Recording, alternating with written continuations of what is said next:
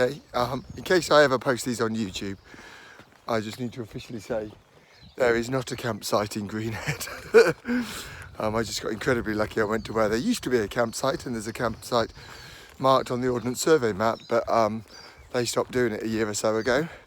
I was very lucky though and bumped into the owner as I was sort of looking confused, and taking pity on me as a Pennine Way walker, he let me pitch in where the campsite used to be. So it was like a wild camp really, but with his permission. So yes, I was very lucky, but anybody, if you happen to be watching this, there is not a campsite in Greenhead. Oh yeah. Tim's cooking tips number 1. If you've made lots of cheese sandwiches and you're bored of the all cheese sandwich diet, why not turn the cheese sandwiches inside out and then fry them and have toasted cheese sandwiches. This is Thirlwell Castle. A little site at the beginning of my day 13. So it's Saturday the 19th now, day 13.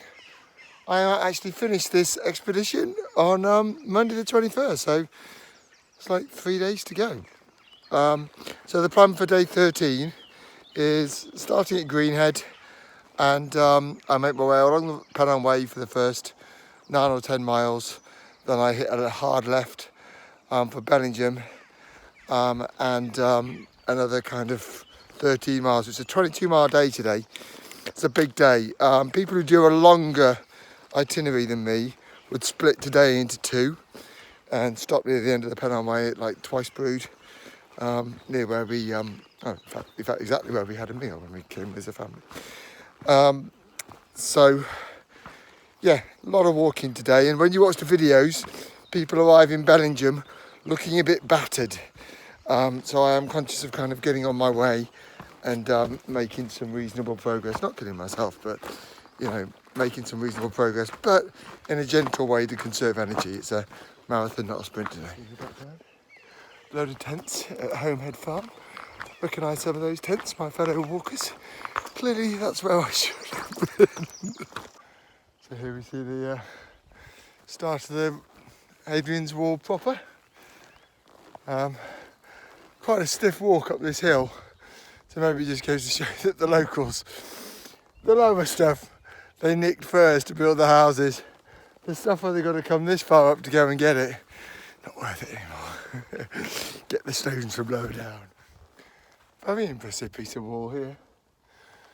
So, but then I guess it's quite easy to see where they got the stones and rock from, so I guess they went to town on this section. But no, very nice. Very nice. I could have easily wild camped around here as well. There's just lots of rocks and little dips.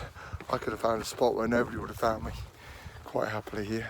Note to self for future. Just thought, the wall's a bit lower here up at the top. I wonder if the stones have been pinched or the grass and soil and sediment has just built up in this kind of trough area between the rocks over the years, and there's actually shed loads of wall just down there under the surface. I suspect that actually. I doubt they'll have taken the rocks there and not from around the corner. I reckon it's just the sediment. It's all under the grass now after 2,000 years.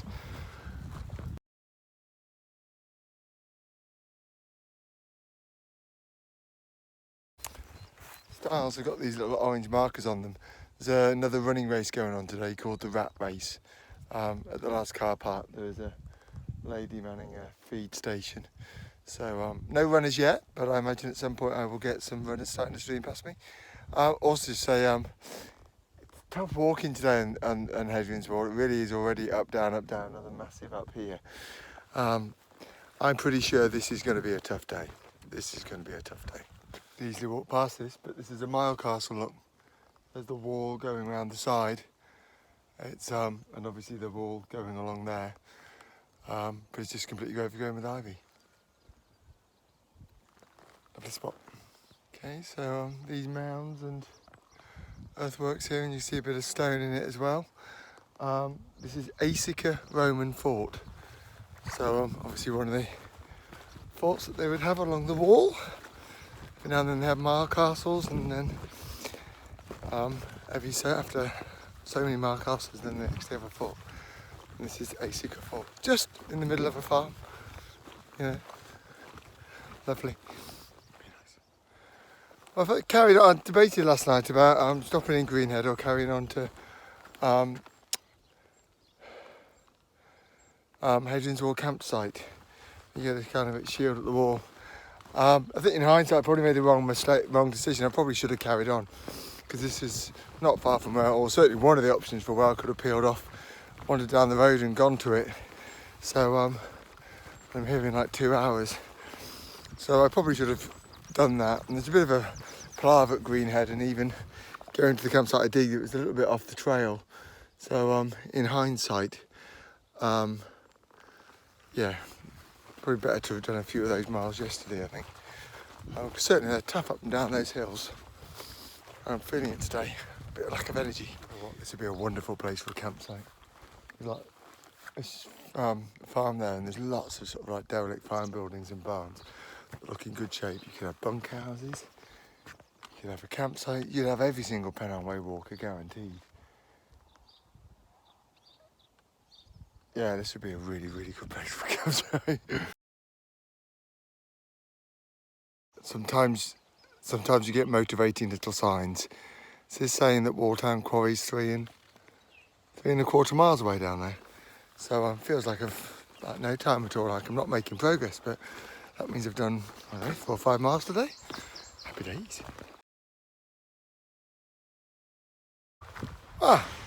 Just found a little car park in a bin. Let's get rid of some of my rubbish from last night, and the plastic bottle that I found on the moor yesterday afternoon. I've been carrying that for quite a long time.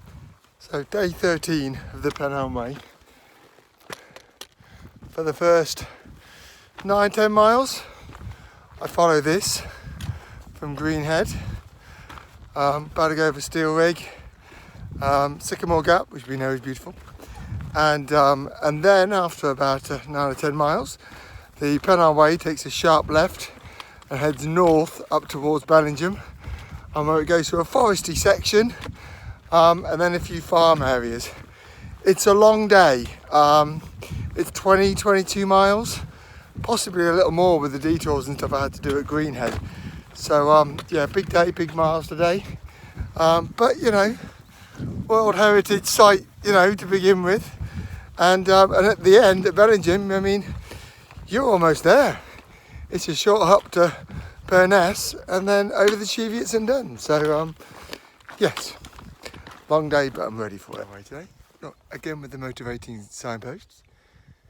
Housesteads 4 3/4, which I visited before, but more importantly, I turn off before Housesteads. So I've probably only got another 3.5 miles of up and down Roman Wall to climb. And because Steel Rigg is 1 3/4, it's the best bit. And I'm kind of hoping that at Steel Rigg car park there's going to be either a ice cream van or some method of having food or something. If there isn't, I'm going to stop at Sycamore Gap and make myself a like a mocha coffee with a hot chocolate and some caffeine and stuff like that. Just feel a little bit low on energy. Yeah, just get something warm into me, I think. But yeah, making progress. Well, just refreshed with a coffee at Steel Rigg car park, which is exactly where we parked last time when we did this bit of the Pennine Way. Not Pennine Way, but the Hadrians Wall. So now off to do Steel Rigg.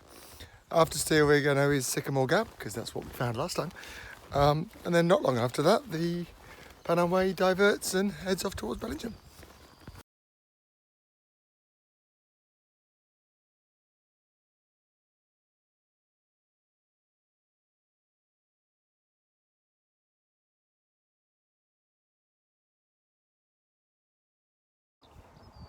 The iconic Sycamore Gap. Probably the most famous tree in the country. I would suggest so. I mean, you know, the Robin Hood oak in Nottingham, popular, but I don't think it's a patch on the sycamore in Sycamore Gap. I think this is the premium tree of the nation.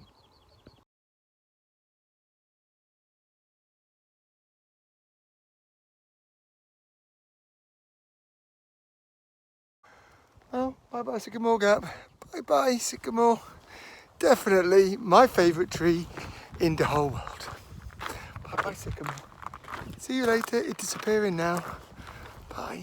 Here you get a bit of a sense of the day. So we've done the Hadrian's Wall following the path and the rocky formation. We've got one last little hump to do. And then as soon as we do that, we're shooting across and we are into yonder forests over there. Yeah, so the forest that you've got to see behind me. I'm going to be making my way through those and then about another 15 miles, or well, maybe not quite that far, 12 or 13 miles to Bellingham. So yeah, it's kind of almost there that the first half of the day is done and we're on to the second half. Just had a very uplifting conversation, sort of saying good morning to all the Hadrian's Wall walkers and a group of about 5 or 6 said, morning. And then one of them said, oh, you look like you've walked a long way. And I said, well, that's a fine thing to say. I've still got about another 15 miles to go today. And she goes, no, you look like you've been a long way. So what she meant was I looked like I was a serious walker. So that was actually nice, that's a compliment. And then that made me think that, oh yes, I've walked more than 200 miles actually since last Monday. And I've only got about 60 to go. So suddenly thought, oh, yeah, it made me think, okay, I now have the look of long distance walker and I've only, I've done 200 miles. So suddenly thought, oh, quite like that. That was a nice conversation. Just to video this, another little iconic moment. So I'm at the point now where, as the sign nicely tells us, that the Pennine Way heads north, but for some very strange reason, this gate has got a little acorn on it.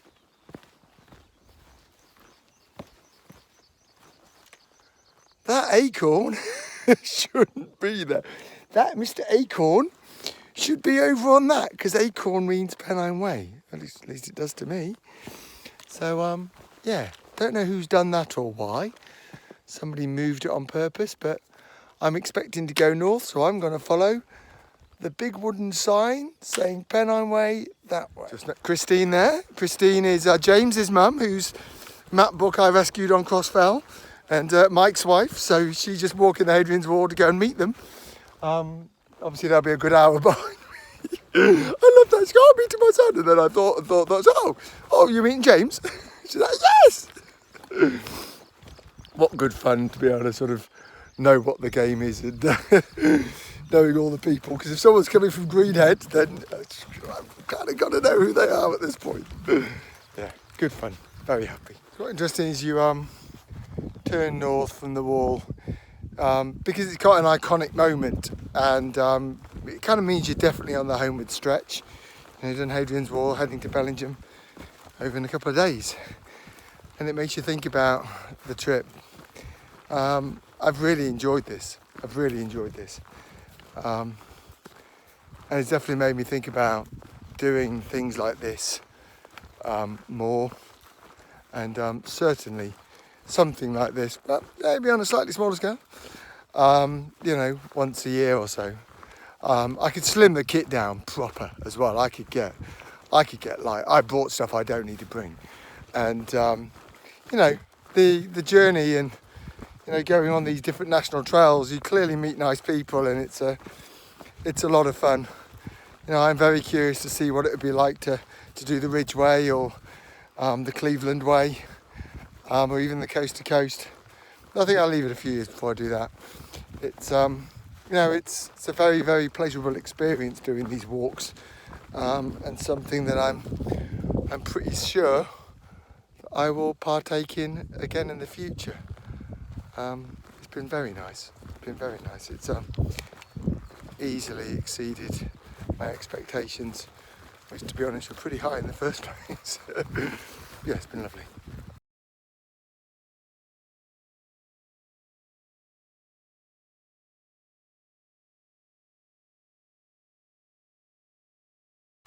So in my mind now, I've kind of just entered the second to last bit. That's the wall behind me, and I'm now entering a bit of Kielder Forest.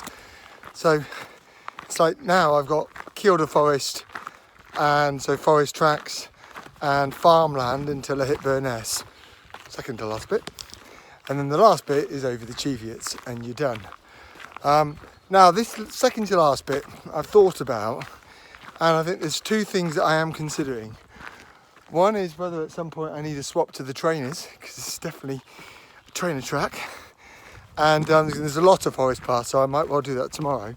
And the second thing is, if where you go off the tracks, it can be a bit brackeny and I think it's a bit long. So to avoid the ticks, I might well swap to my long trousers as well for today and tomorrow, and maybe even the walk up to the Cheviots. I think once I'm on top of the Cheviots, I'll change back to my shorts, but yeah, I'm considering trainers and long trousers for the next day and a bit.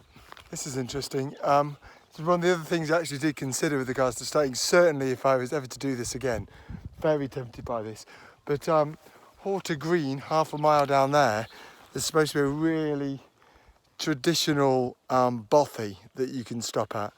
I tell you what, if I did this again, I'd be very tempted to hit a couple of the bothies and stuff. I guess COVID and stuff pushed me very much towards the camping route. And don't get me wrong, you need the camping stuff to be able to bothy it as well.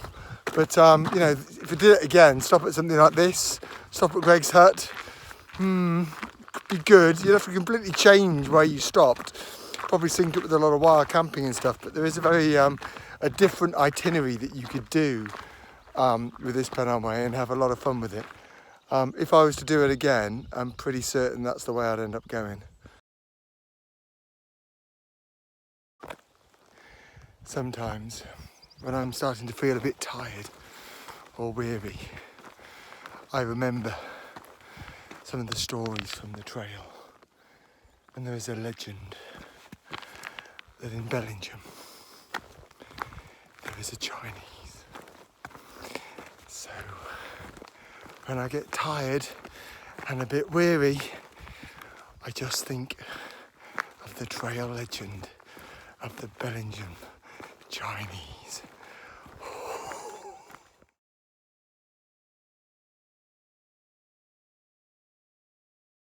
I just have to go under there. There's a little tiny waterfall happening. Could hear it, get some running water. I'm quite low actually. Need to fill up. And so look, I got a lovely bottle of Kielder Gold. Kielder Gold water. Tell you what, sell that for thousands in London, absolutely thousands. I mean, clearly I will be filtering my Kielder Gold. But at least it's cold enough that it's frosted the bottle, which I always find strangely reassuring. Kielder Gold, the freshest water north of Hadrian's Wall.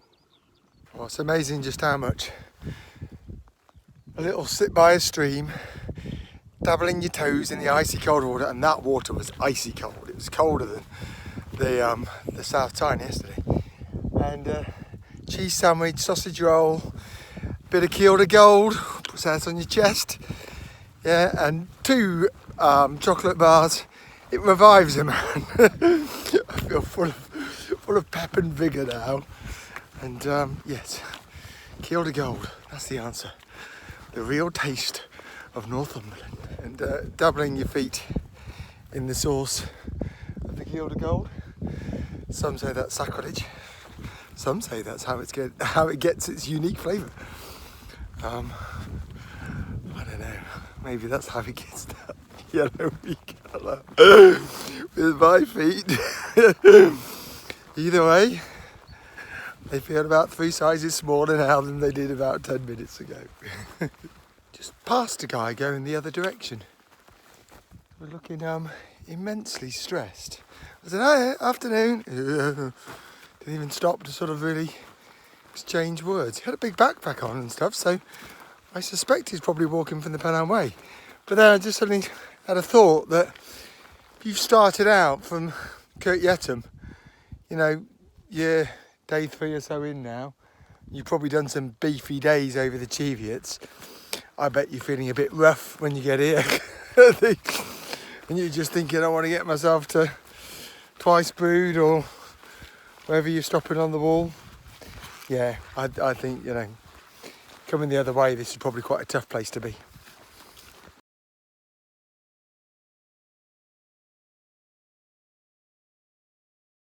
So I'm just entering the second wood on my way to Bellingham. It's interesting, I just spoke to a mountain bike guy, but it's quite interesting. You can clearly see over there, I'm sure you can't in the video, but you can see Cross Fell and Dunfell and Little Dunfell. And what's in front of you, directly in front of you, must be the Cheviot in the distance. So you really have a clear line of sight. So maybe when I was on the crossfell and I was saying that I thought I could see the Cheviot, I might well have been right actually.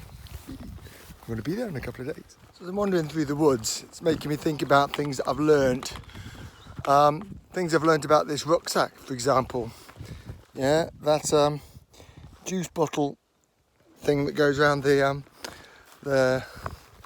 squirty drinky nipple thing on the water bottle is absolutely fantastic for holding that in place. Also, this mechanism for stowing your walking poles whilst you walk is absolutely brilliant. So this rucksack is much better than I thought it was. I knew it was good. I just picked the comfiest one in the shop, but you know, Osprey obviously know what they're doing. They clearly make good rucksacks. So that's something that I've learnt. I've learnt that beef jerky added to barbecue beef super noodles. It's pretty good, actually. It's pretty good. What else have I learned? I didn't need to bring that speaker. Not really sure I need to bring the second pair of trainers. Flip-flops would have done. I'm going to later on think about how much kit I could have not brought with me.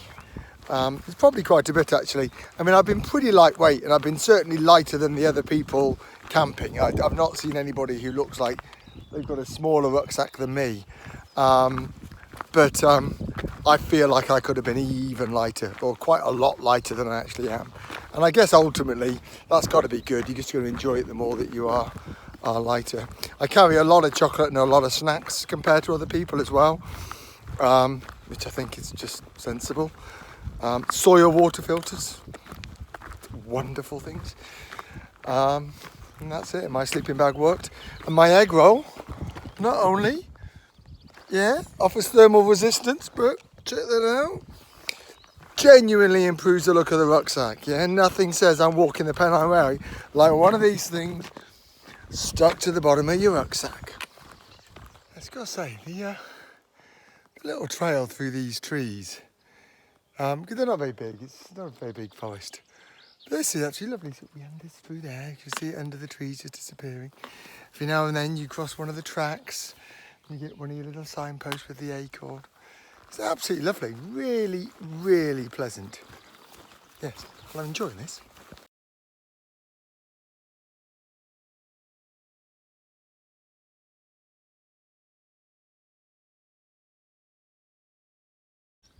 Normally when you get near, the sheep run away. This one seems a little bit less bothered. Maybe they don't normally see people. Do you not normally see people, sheepy? You're going to move now? Oh, he's going to move now. Off we go. Go find Mummy. Mummy just there. Look. Not look. See, that sheep's come.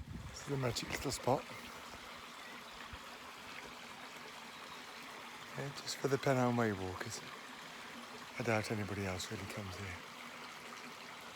I think if I could get down to that water, I'd be giving my feet a second dabble. It looks and sounds beautiful.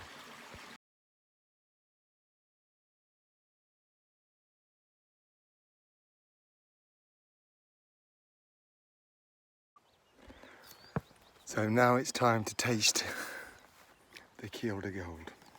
We have already had a tipple at the stream.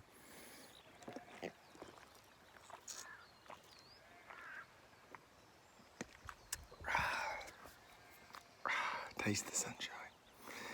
I'm going to filter it into my normal drinking bottle now. But that is not half bad. It's going to seem silly. That's a really good style. It's like the steps go all the way to the top. So when you get to the top, you just step over. Makes you think how often with the styles you kind of go halfway up and then you got to clamber over something. Now there, you barely have to lift your ankle just to step over the top of the wall. It's lovely. It's not so good if you're scared of heights or something, but yeah, so my new favourite style. Certainly in my top 5 anyway. These are very naughty horses, yes. It wants to try and see whether there's food. So they came over to say hello to me in the middle of the field, which I thought was very nice and they're being friendly. But then, you know, they were being too friendly. And yes, they were. Yes, you know you were. And then they were chasing after me, trying to nibble things out of the back of my rucksack. Very naughty, isn't it? See you, Clippity. See you. Say bye-bye to everybody. Say bye-bye. Yeah, good girl. I think just because she's very beautiful, she gets away with it. Remember I said earlier about signs that motivate. This is the other kind. This is the kind of sign that can demotivate. Yeah, Bellingham's still 5¼ miles away. I thought I was only about 3 miles away from Bellingham. It says Rapishore Gap, which I think is Hadrian's Wall, is only 7¼ miles away. So that means all that walking through the woods and over those fields there is only 7 miles. Felt like it was a little bit longer than that.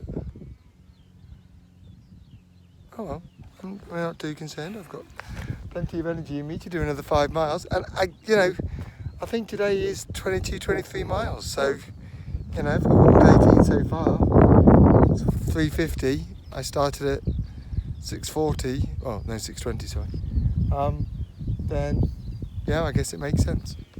I can see how that sign could really demotivate somebody. If you got here at 6 o'clock and you're really tired. Yeah, there needs to be a little sign under there talking about the Chinese in Bellingham. It's like scratching it now.